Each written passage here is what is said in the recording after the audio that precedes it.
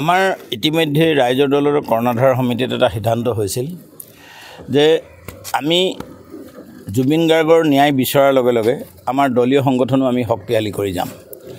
আৰু সেই যিটো আমাৰ সিদ্ধান্ত কৰ্ণধাৰ সমিতিৰ জুবিন গাৰ্গৰ ন্যায় বিচৰা আৰু জুবিন গাৰ্গৰ লগে লগে আমাৰ দলৰ সাংগঠনিক প্ৰক্ৰিয়াও চলাই যোৱাৰ সিদ্ধান্তৰ মৰ্মে আজি 43 নং ৱাৰ্ড সমিতি যি গঠন হ'ব এই বেহাৰবাৰী অঞ্চলত ইয়াত আমি আজি এখন ৱাৰ্ড সমিতি গঠন কৰিম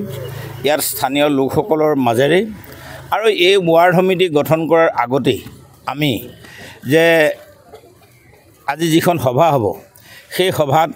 আগত আমি জুবিন গাৰ্গৰ শ্ৰদ্ধাঞ্জলি জনাইছোঁ আৰু এনেধৰণেই আৰু যেতিয়া আমাৰ মিটিং শেষ হ'ব আমি জাতীয় সংগীত গোৱাৰ লগে লগে মায়াবিনী গীতটিও গাই আমি মিটিংবিলাক শেষ কৰা সাংগঠনিক প্ৰক্ৰিয়া শেষ কৰা ৰাইজৰ দলৰ এটা নীতি আমি লৈছোঁ আৰু সেই নীতিৰে অনুসৰণ কৰি আমি এই আজি 43 নম্বৰ ৱাৰ্ডত মানুহ গোট খাইছে আৰু গোট খোৱাৰ পাছতে আমি আমাৰ মিটিংখন আৰম্ভ হ'ব আৰু মিটিং আৰম্ভ হৈ আমি ইয়াত ৱাৰ্ড কমিটি গঠন কৰিম আৰু আপোনালোকে ইয়াতে দেখিবলৈ পাইছে ইয়াতে খুব ওচৰতে দিলীপ শইকীয়াৰ ঘৰ এটা আছে দিলীপ শইকীয়া এমপি আৰু বিজেপি দলৰ সভাপতি আৰু অসমৰ মাননীয় মুখ্যমন্ত্ৰী হিমন্ত বিশ্ব শৰ্মাই উন্নয়নৰ গংগা বুৱা বুলি কয় আৰু এইটো মহানগৰৰ কোন অঞ্চল আপোনাসকলে ভালকৈ জানে এইটো ৱাৰ্ড নম্বৰ 33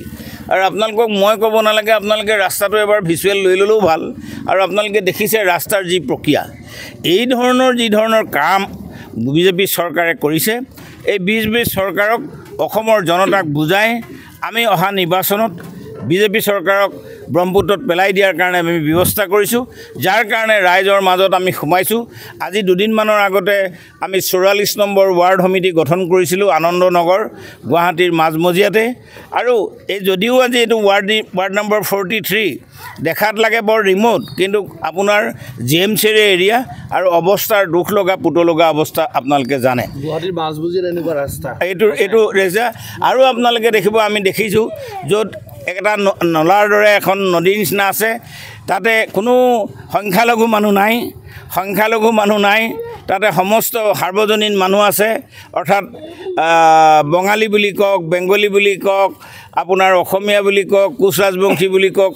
আছে তাত মই মিটিং কৰিবলৈ গৈছোঁ তাত যি মানুহৰ অৱস্থা ৰাস্তাৰ অৱস্থা নাই লাইটৰ অৱস্থা নাই কাৰেণ্টৰ অৱস্থা নাই এইবোৰ হ'ল মহানগৰৰ অঞ্চল গতিকে মই এই বিজেপি চৰকাৰখনে জাতি মাটি ভেটি ৰক্ষা কৰিম বুলি জাতি মাটি উচ্ছেদ কৰি আপোনালোকে সকলোৱে জানিছে যে আজি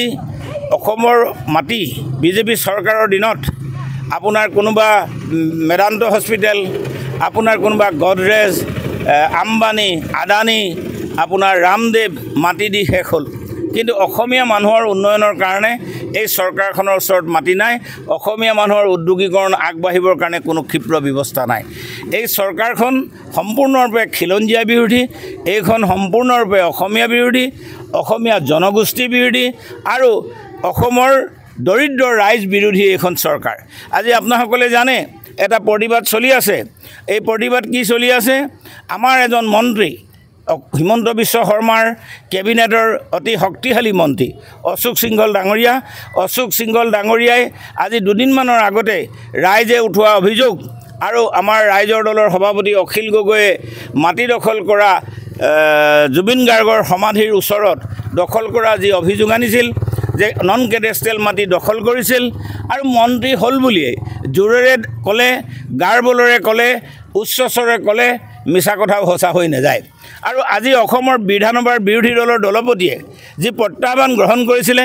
আৰু বৰ্তমান বৰ্ধন কৰি 1,34,00,000 টকাৰ যে মাটি আছে তেখেতৰ যিটো বেলেঞ্চ শ্বীট ব্যৱসায়িক বেলেঞ্চ শ্বীট সেই বেলেঞ্চ শ্বীটত উল্লেখ কৰিছে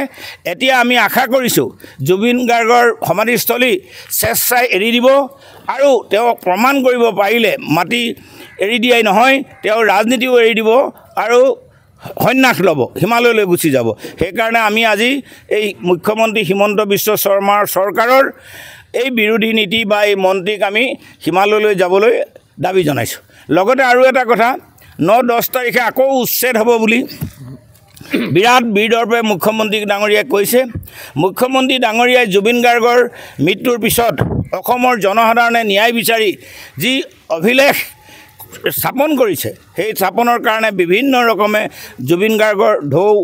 পাতলাবৰ কাৰণে চেষ্টা কৰিছে যিমানেই পাতলাবলৈ চেষ্টা নকৰক অসমৰ জনতাই বিজেপিক চিনি পাইছে অহা নিৰ্বাচনত তেওঁলোকক শাস্তি দিবই